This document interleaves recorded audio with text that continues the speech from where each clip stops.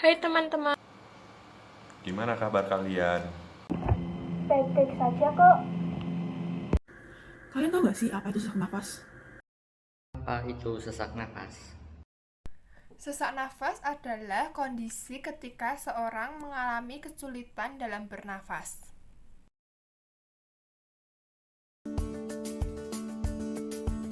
Iya, sesak nafas adalah kondisi di mana ketika paru-paru tidak mendapatkan asupan oksigen yang cukup, sehingga nafas menjadi lebih cepat, pendek, dan memburu rasanya. Jadi ketika sesak nafas, ini ada penyempitan pada saluran pernafasan. Jadi pada bronkusnya, pada cabang dari paru-paru, ya, atau memang ada gangguan pada alveoli, atau ini kayak semacam kantong-kantong udara pada paru-paru. Apabila ini terjadi, maka bronkus atau saluran nafas akan memproduksi lendir lebih banyak.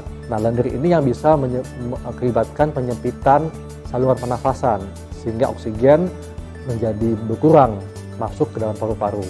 Dan akibatnya ada gangguan di dalam paru-paru, gangguan pertukaran oksigen dan karbon dioksida, akibatnya timbul sesak nafas.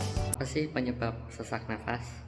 sesak napas dapat terjadi karena sistem pernapasan dan sirkulasi darah tidak mampu mengedarkan cukup oksigen untuk tubuh. Apa saja penyebab sesak nafas? Orang bisa merasa sesak nafas. Kita bahas satu-satu. Oke, dari paling sering dulu. Paling sering apa sesak nafas? Ya, dari saluran nafas, ya. Hati-hati, saluran nafas dari mana aja gitu kan. Dari jalan nafas dulu ya, hidung ya. Ya, ini dilihat dulu gitu. Jangan-jangan dia sesak nafas karena hidungnya kemasukan benda asing gitu kan. Sering kali anak-anak itu ya, sesak nafas gitu ya. Kita lihat ternyata ada manik-manik atau lego di hidungnya, dia mengganggu jalan nafas gitu ya. Ada lagi yang sesak nafas karena dia keselak gitu ya, tersedak gitu. Itu juga bikin sesak nafas gitu ya, terganggunya jalan nafas gitu. Wah, berarti ini sedang terjadi di sekitar kita dong di masa pandemi ini. Iya, maka dari itu kita harus menjaga kesehatan kita agar terhindar dari penyakit. Apa sih hal-hal yang harus kita lakukan jika kita sesak nafas? Pertolongan pertama pada sesak nafas adalah cek jalur nafas atau denyut nadi. Jika diperlukan, lakukan CPR.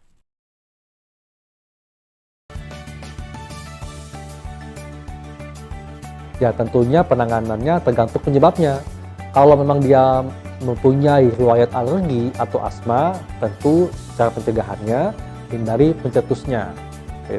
Dan tentu ditangani dengan memberikan asupan oksigen yang cukup dan berikan obat-obat yang bisa untuk mengatasi asma. Kalau misalnya penyebabnya jantung, nah ini tentunya sama. Jadi penanganannya mesti diatasi sesak nafasnya, misalnya kasih oksigen ya, diobati penyebab dari jantungnya. Tapi kalau untuk yang lebih simpelnya, misalnya kita ketemu dengan teman yang tiba-tiba sesak nafas nih, nah yang dapat kita lakukan adalah berikan ruangan yang cukup untuk dia, supaya dia bisa menghirup oksigen lebih banyak.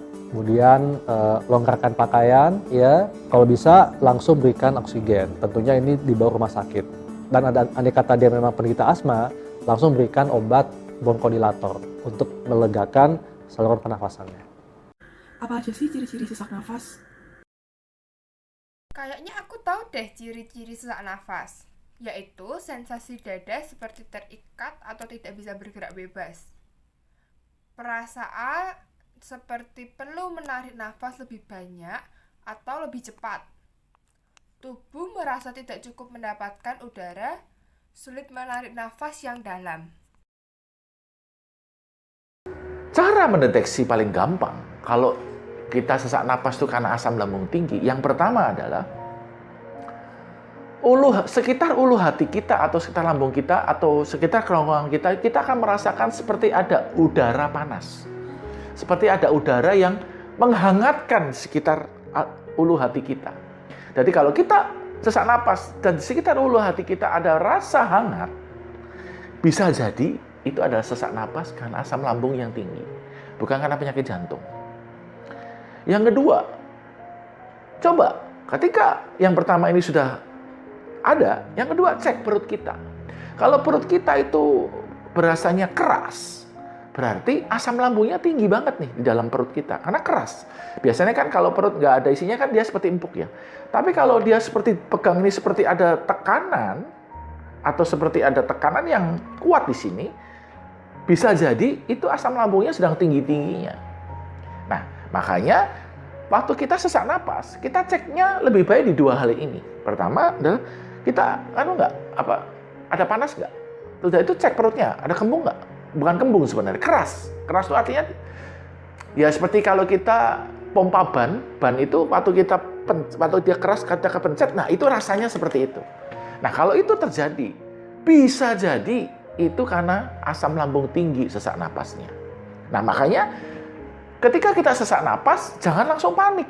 Saya tulis di sini, ketika kita sudah mengetahui itu jangan langsung panik. Karena kalau kita tambah panik, kita nggak akan pernah bisa sampai dalam satu siklus pernafasan.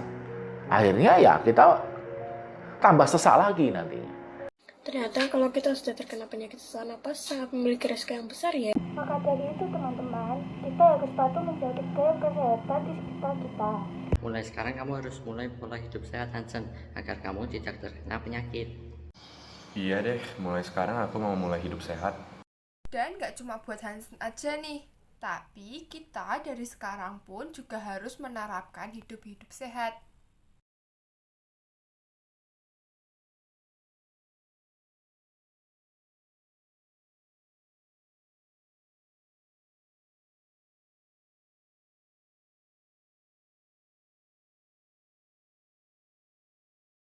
Dengan minum air putih yang cukup tiap harinya. Kita juga harus dengan teratur, dan masih banyak lagi pola hidup sehat yang harus kita terapin. Tentu di masa seperti ini, salah satu cara menjaga kesehatan kita adalah menggunakan masker saat berpergian.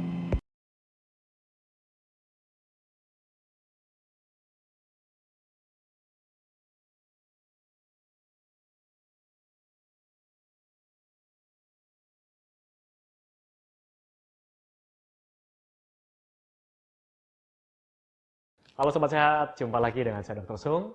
Pada video kali ini saya akan membahas 8 tips bagaimana caranya agar Anda terhindar dari penyakit.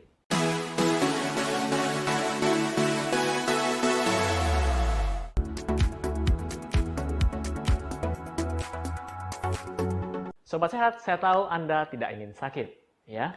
Tapi beberapa di antara kita sering mengalami demam. Kemudian besok bangun tidur, pilek, nyeri tenggorokan, badan sakit semua, pegal-pegal, dan sebagainya. Ya, kalau orang Indonesia bilang, saya masuk angin, dok. Ya, oke. Jadi di sini saya akan memberikan tipsnya. Yang pertama adalah kurangi terpapar udara dingin. Maksud saya adalah AC. Karena di Indonesia musimnya cuma 2, yaitu panas dan panas sekali. Ya. Jadi Anda tidak mungkin terpapar udara dingin di luar. Tapi ketika di kantor mungkin Anda bekerja, perhatikan posisi AC Anda. Mungkin AC Anda berada di belakang, kemudian terpapar di belakang. Ya. Jika terpapar terlalu lama, maka badan Anda akan tidak enak tentunya. Dan hal ini dapat membuat Anda flu besoknya, karena tubuh Anda yang seharusnya suhunya 36, sekitar 37 derajat, terpapar terus dengan udara yang dingin. Ya. Akhirnya Anda jatuh sakit. Kemudian yang kedua adalah kurangi stres. Saya pernah bahas juga di video saya sebelumnya, apa dampaknya jika kita stres terlalu panjang. Di video tersebut saya bahas stres tidak selalu buruk, ya. Tapi jika Anda stres dalam jangka waktu terlalu lama, dibentuk hormon kortisol dalam jangka waktu lama, akhirnya sistem imun dalam tubuh Anda akan menurun.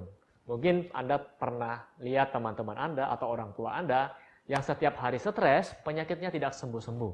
Ya, mungkin sedikit-sedikit badannya sakit semua, kemudian sering pusing dan sebagainya. Coba hindari stres. Oke?